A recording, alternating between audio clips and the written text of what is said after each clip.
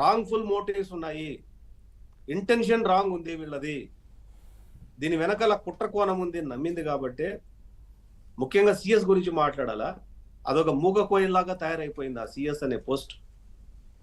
అదొక మూగ కోయిల్. దాడులు జరుగుతూ ఉంటే చూస్తూ ఉండిపోయారా, ఎంకరేజ్ చేశారా, లేదంటే మీ ఇష్టం అని వదిలేసినట్టు అనుకోవాలా, ఏంది అది? అంటే ఇక్కడ దాడులు జరిగాయండి. So who is the first person of the system అంటే CS, chief secretary. Chief secretary intelligence report తెప్పించుకోవడం కానీ, డీజీపీతో ఫోన్లో మాట్లాడడం కానీ, ఎస్పీలతో ఫోన్లో మాట్లాడడం కానీ, కలెక్టర్తో ఫోన్లో మాట్లాడడం కానీ, ఏదైనా ఒక్క రివ్యూ పెట్టగలిగాడా ఆ పెద్ద మనిషి? ఇక్కడే చీఫ్ ఎలక్షన్ కమిషన్కి అనుమానం వచ్చింది. ఎందుకంటే కంటిన్యూస్ గా బాంబులు దొరుకుతున్నాయి, విచ్చలవిడిగా దాడులు జరుగుతున్నాయి.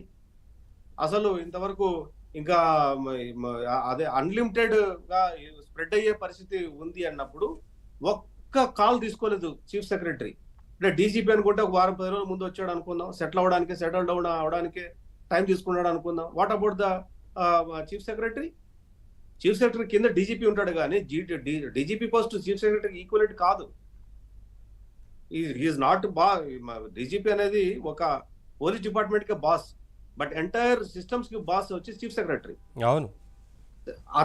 ఇతనికి ఎందుకు కాల్ చేయలేదు? ఇంటెలిజెన్స్ వాళ్ళకి ఎందుకు కాల్ చేయలేదు? ఎస్పీలకు ఎందుకు కాల్ చేయలేదు? కలెక్టర్కి ఎందుకు కాల్ చేయలేదు? ఆయన ఎందుకు అసలు కనీసం గొడవలు ఆపండి చెప్పి ఎందుకు పిలుపు ఇవ్వలేదు అన్న దగ్గరే అసలు ఈ సిఎస్ మీద ఎలక్షన్ ముందు నుంచి కూడా ఎన్నో కంప్లైంట్లు ఉన్నాయి. ఆ రోజే చర్య తీసుకుంటుందేమో కేంద్ర ఎన్నికల సంఘం అనుకున్నారు. సరే తీసుకోలేదనుకోండి, ఇప్పుడు ఏం చర్యలు తీసుకుంటారనే ఎదురు చూస్తున్నారు. ఇప్పుడు ఎన్నిక ముగిసింది. ఆ రోజు చర్య తీసుకొని ఉంటే ఆయన సిఎస్ పదవి నుంచి బయటకు వెళ్ళేవాళ్ళు, బయట ఎవరో కొత్త వాళ్ళు వచ్చేటోళ్ళు, కూర్చునేటోళ్ళు, మొత్తంగా అతని స్కిన్ కరెక్ట్ గా క్లీన్ గా ఉండేది. బట్ ఈ రోజు అతని స్కిన్ క్లీన్ గా లేదు. ఈజ్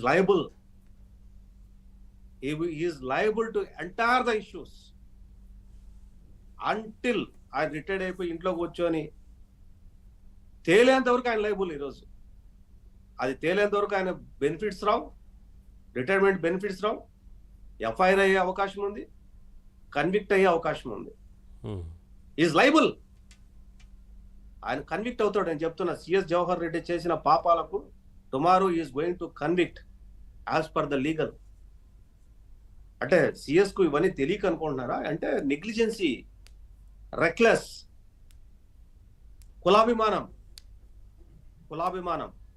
కులాభిమానంతో మాత్రమే అతను వ్యవహరించాడు అనేది పర్టికులర్ గా క్లియర్ గా అర్థమైంది. అదర్వైజ్ ఆయన ఒక రీసెంట్ గా మారినటువంటి ఇంటెలిజెన్స్ డీజీతో ఒక ఫోన్ కాల్ వచ్చాడు, మీరు ఎక్కడన్నా చూసారా? మేము విన్నామా, మేము చూసామా, మేము చదివామా?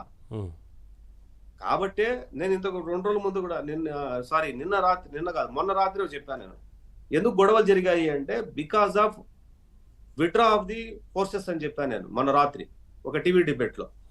నిన్న చీఫ్ ఎలక్షన్ కమిషన్ అదే చెప్పింది, ఎవడు నిన్ను విత్డ్రా చేయమన్నారు ఉన్న ఫోర్స్ అని చెప్పేసి.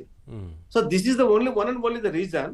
రాత్రి 3 గంటలకి డీజీపీ సిఎస్ దగ్గర నుంచి డీజీపీ దగ్గర నుంచి అందరికి వెళ్ళిపోయేసి మొత్తం ఫోర్స్ విత్డ్రా చేయండి, పీస్ఫుల్ గా జరిగిపోయింది, ఒక చోట కూడా రీపోలింగ్ లేదు కదా, ఎలక్షన్ కమిషన్ డిక్లేర్ చేసేసింది కాబట్టి మనకి ఇంకేం అవసరం లేదు అన్న ధోరణిలో ఎప్పుడైతే ఫోర్స్ విత్డ్రా చేశారో, మొత్తం ఈ చీకటి బతుకుతున్నటువంటి వైసీపీ నాయకులు ఎవరైతే ఉన్నారో వాళ్ళు విపరీతంగా రెచ్చిపోయారు. ఈ రోజు అదే వైసీపీ నాయకులు మాట్లాడుతున్నారు టీడీపీ మీద, టీడీపీ వాళ్ళు దాడి చేశారు. ఏ మొహం పెట్టుకొని మాట్లాడతారు? ఏ సిగ్గు ఎక్కువ లేకుండా మాట్లాడుతున్నారు. అసలు బాంబులు ఎవరింట్లో దొరికాయి, కత్తులు కటార్లు ఎవరింట్లో దొరికాయి, మారణాయుధాలు ఎవరింట్లో దొరికాయి, ఎవరు ఆస్తులు ధ్వంసమైనాయి, ఎవరు మొదలు పెట్టారు, అంతా క్లియర్ పిక్చర్. సరే విద్యాసాగర్ గారు, అదంతా కనిపిస్తున్నది, అదంతా క్లియర్ పిక్చర్. సరే రాజేష్ గారు, ఇప్పుడు సిఎస్ వీరంతా ప్రభుత్వంలో ఉన్న అధికారులు కూడా హడావిడి చేశారు. ఇది ఎన్నికల ముందు ఈ సంక్షేమ పథకాలకు సంబంధించిన డబ్బులు అయిపోయింది, మొత్తం వేయాల్సిందే, ఇప్పుడు మేమంతా సిద్ధం చేసుకున్నాక అదే అడ్డుకుంటేనేమో టీడీపీ వారు అడ్డుకున్నారని చెప్పే ప్రయత్నం చేశారు. సరే ఆ రోజు అనుమతి వచ్చింది, 2 రోజుల వరకు వచ్చినా వేయలేకపోయారు. ఎన్నిక తర్వాత కూడా వేయమంటూ ఆర్డర్స్ వచ్చినా అయిపోయినా వేయలేదు. 1400 కోట్లు కూడా రిలీజ్ చేయలేదుగా ఇక్కడ. మరి సిఎస్ వీటి మీద ఏం దృష్టి పెట్టలేదు ఎందుకని? కేవలం దాడులు ఏం జరుగుతుంది వీటి మీదే మొత్తం. మన విద్యాసాగర్ గారు ప్రస్తావించిన దృష్టి పెట్టలేదు, ఆయన రెండింటి మీద దృష్టి పెట్టలా. దాడులు జరుగుతున్న దగ్గర వదిలేశారు, దృష్టి పెట్టకపోవడం అంటే అదే. అదే రెండింటి మీద దృష్టి పెట్టలా ఆ రోజు. వీటన్నిటికీ ఒకటి కాదండి, సిఎస్ కు విషవాలయం లాగా చుట్టూ అతను ఇరుక్కున్నాడు ఇప్పుడు. అంటే అది లీగల్ టెర్మినాలజీలో తెలిసిన వాళ్ళకి మాత్రం అర్థం అవుతుంది తప్ప కామన్ పీపుల్ కి భవిష్యత్ అర్థం కాదు.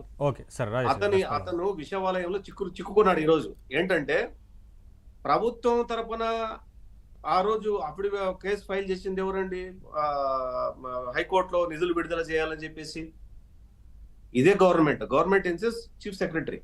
అంటే అతని కింద అవకాశం ఉన్నా వేయలేకపోయారు కదా. ఆ తర్వాత ఆ నెపాన్ని టీడీపీ మీద కోటం మీద నెడదామని చూశారు. No, let me permit. I will tell you the context. So ఇక్కడ వేసింది వాళ్ళు. మేము అడ్డుకున్నారని చెప్పేసి ప్రచారం చేసిన బూత్ ఛానల్ కొన్ని ఉన్నాయి, ఏమో ద సిస్టర్ కన్సర్న్ ఛానల్స్ కొన్ని ఉన్నాయి. ఆ సిస్టర్ కన్సర్న్ ఛానల్స్ కూడా ఇదే బూత్ ప్రచారం చేశారు. ఓకే, మీరు అన్నట్టు 2 రోజులు కాదు, 1 రోజే ఇచ్చారు. అంబియన్స్ లో పెట్టారు ఆర్డర్ ని. ఆ 1 రోజులో మొత్తం డేటా తీస్తే ఇది కుదరదు, నువ్వు నీ దగ్గర అసలు ఏంటి నీ కథ ఏంది తేల్చు అని చెప్పేసి మళ్ళీ ఉత్తరం రాసింది ఎవరికి? సిఎస్కే రాసింది. మళ్ళీ పాయింట్ గుర్తుపెట్టుకోండి, చీఫ్ సెక్రటరీకే ఉత్తరం రాసింది election commission of India. Chief secretary ఎవరి మీద డిపెండ్ అయ్యాడు? మళ్ళీ ఫైనాన్స్ డిపార్ట్మెంట్ డిపెండ్ అయితే ఆన్సర్ ఎవరు ఇవ్వాల్సి వచ్చింది? చీఫ్ సెక్రటరీ ఇవ్వాల్సి వచ్చింది. ఇది కూడా రేపొద్దున ఆయన ఇరుక్కోబోతున్నాడు చీఫ్ సెక్రటరీ. అవును, ఇది కూడా వన్ ఆఫ్ ది కాన్స్పిరెన్సీ. వీటన్నిటికీ బాధ్యత నేను అదే చెప్తున్నా. ఈ రోజు మళ్ళీ సిఎస్ ఈ ఒక్క విషయంలో ఇరుక్కోలేదు. అంతకుముందే వివరణ అడిగింది, దానికి వివరణ ఇచ్చారు, దానికి సాటిస్ఫై అవ్వలేదు. ఇప్పటివరకు మళ్ళీ నిధులు విడుదల చేయలేదు. చంద్రబాబు నాయుడు గారు ఎప్పుడైతే గవర్నర్